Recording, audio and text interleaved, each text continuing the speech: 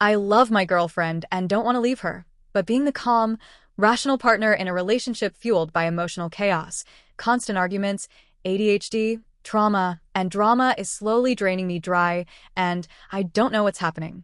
My girlfriend, 31F, and I, 38M, live together in a shared flat with two other people. We met when I moved in. Officially, we've been together for about half a year, but there was something developing between us since mid-2024. From the outside, we probably look like one of those couples who balance each other out. In some ways, that's true. In other ways, the differences between us feel like they're slowly grinding us down. I want to be very clear about something up front. This is not me trashing my girlfriend, and it's not me looking for permission to leave. I don't want to leave. I love her. I genuinely believe there's potential here for a much better, healthier relationship than what we're currently experiencing. That's why I'm trying to understand what's happening instead of just giving up. I'm an introverted, very rational person. I thrive on structure, routines, and predictability. I'm organized, solution-oriented, and I tend to take on a helper role almost automatically. I like problems that can be analyzed, broken down, and fixed. Emotional chaos stresses me out deeply. Harmony and balance aren't luxuries for me, they're necessities. Friends have joked that I am a bit autistic, and while I've never been diagnosed, I understand what they mean. I can be emotionally dry, especially in moments of conflict. Not because I don't care, but because when emotions escalate, my instinct is to slow things down and look for logic and resolution. Unfortunately, that often makes me come across as cold or unempathetic, even when I'm genuinely trying to help. My girlfriend is almost my opposite. She's outgoing, emotionally expressive, deeply empathetic, and very people-pleasing. She's chaotic in a way that can be charming and exhausting at the same time. There's always something happening around her, something she's reacting to, worrying about, or emotionally processing. She has very strong ADHD traits: poor time management, forgetfulness, impulsivity, hyperfocus on the wrong things, difficulty starting tasks, deadlines constantly missed, reminders piling up, financial warnings because bills are late again. Tasks depend on each other and snowball into crises. She often needs body doubling or external pressure just to get basic things done. On top of that, she struggles with anxiety, insecurity, and what I can only describe as emotional immaturity, not in a cruel way, but in the sense that her emotional reactions often feel much bigger than the situation at hand. We're both sex positive and have been in past relationships that were emotionally draining or toxic, so we came into this with a shared desire to do better, to communicate more honestly, to avoid old patterns. Ironically, communication has become our biggest problem. Most of the time, her emotional state feels stable only until the next argument, and those arguments happen almost daily. Sometimes they come out of nowhere. Something small, something I wouldn't even register as a conflict, suddenly escalates into a full emotional storm. One sentence, one word, or even the way I phrase something can trigger intense anger, tears, or hours of rumination. She gets stuck on specific wording, on imagined implications, on what she thinks I really meant, even when I try repeatedly to clarify. It's rarely about what actually happened. It's about what it activated inside her. This becomes much worse around her period. She has strong PMS symptoms every month, and during that time, emotional regulation becomes almost impossible for her. Reactions feel wildly disproportionate, and I often feel like I'm walking through a minefield where any step could set something off. She's very defensive. Even gentle feedback, and I mean extremely careful, soft, non-accusatory feedback, can spiral into anger or tears. In her mind, criticism quickly turns into rejection or proof that she's failing. Once she starts defending herself, she enters this intense, emotionally charged state where she talks rapidly, jumps between points, explains and justifies everything all at once. She can easily outtalk me. I'm slower, more deliberate, and when someone is emotionally flooding me with words and reactions, my mind shuts down. I lose my ability to articulate my thoughts. I need pauses to think, to find language, to stay regulated. Instead, I end up overwhelmed, drained, and cornered. Arguing with her exhausts me in a way nothing else does. Sometimes it gets so bad that I have to say, "I'm sorry, I can't continue this right now," or physically leave the room because her agitation makes me deeply uncomfortable and prevents me from even understanding my own thoughts. When I do that, she often interprets it as abandonment, avoidance, or punishment, which then becomes another layer of conflict. The hardest part is that I know she's not trying to hurt me. I can see that her reactions are rooted in insecurity, fear, and old wounds. But knowing that doesn't magically give me the emotional stamina to absorb constant volatility. I feel like I'm constantly regulating both myself and the relationship, while my own needs for calm, clarity, and emotional safety quietly get pushed aside. Another thing that weighs heavily on me is how hard it is for her to truly own her mistakes. When something goes wrong, it's rarely as simple, "You're right, I messed up." Instead, there's almost always an explanation, a justification, or a reframing that makes it seem less serious than it felt to me. Sometimes the story subtly shifts until the focus isn't on what happened anymore, but on how bad she feels about it. And suddenly I'm in the position of comforting her, reassuring her, or giving her affection in a moment where I don't actually feel emotionally safe or ready to do that. More than once, I've caught myself wondering whether this is unintentional emotional manipulation or just a deeply ingrained coping mechanism. Either way, the result is the same. I walk away feeling guilty, confused, and disconnected from my own boundaries. She's also very blue-eyed in the sense that she's incredibly open-hearted and trusting, but also naive about how her behavior comes across to others, especially men. She genuinely doesn't seem to understand that the way she communicates, the emotional intimacy, the warmth, the attention can easily be interpreted as romantic or sexual interest. She doesn't mean to send those signals, but she does, and it has led to awkward or uncomfortable situations more than once. When I try to point this out, it often turns into a defensive reaction, as if I'm accusing her of doing something wrong on purpose, when all I'm trying to do is explain how it might look from the outside. It's frustrating to feel like I'm the only one thinking about boundaries and perception. One of her biggest fears is not being diagnosed with ADHD. To her, that diagnosis represents proof that she isn't just lazy, stupid, or a failure, labels she's clearly internalized over many years. I see how much weight that fear carries for her, and I genuinely believe she's none of those things. She's intelligent, creative, and capable. But at the same time, that fear sometimes becomes a shield. Certain behaviors get wrapped in the hope of a future diagnosis, and any attempt to address them in the present feels threatening to her sense of self. I'm stuck trying to be supportive without enabling patterns that are actively hurting our relationship. A recurring feeling for me is imbalance. I often feel like I'm putting more effort, more consistency, more intentionality into this relationship than I'm getting back. Not in dramatic gestures, but in the everyday stuff that makes a partnership feel solid. I frequently feel deprioritized.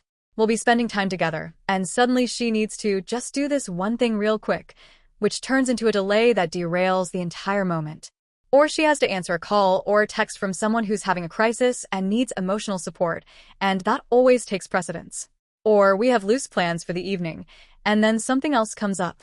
What makes this harder is that, in her mind, most of these things are non-negotiable.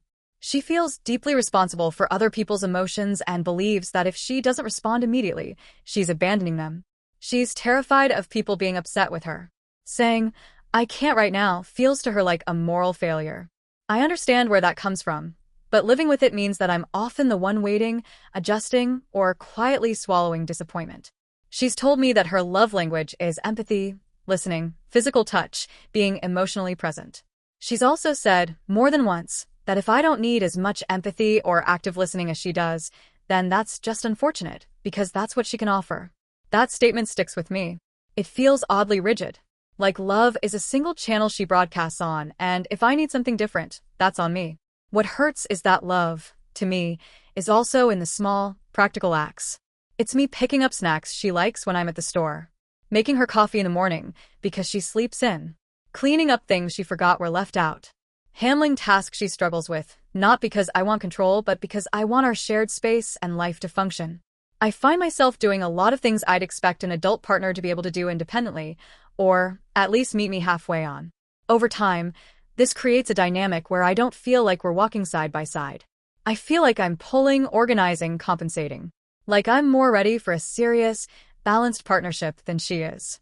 What makes this especially confusing is that she was the one who pushed for clarity and commitment early on.